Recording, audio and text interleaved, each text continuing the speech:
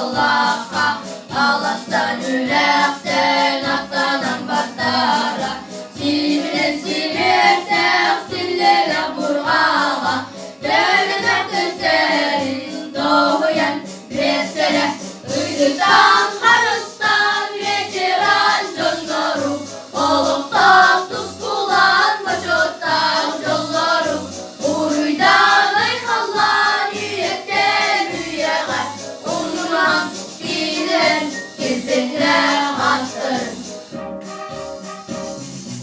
Arkatanın nabı dağırına darhay, Ağzı diğer ardıyan birbirine, Başım uçuluda, ırçacın dalıda, Bayır esinleri suğulup tespide, Uydudan karıstan veteran canlarım, Oluktan tuzkulan ve çoktan yollarım, Uydan aykallar niyetten yüreğe, Ummaman giydiler, kirpikler atlarım.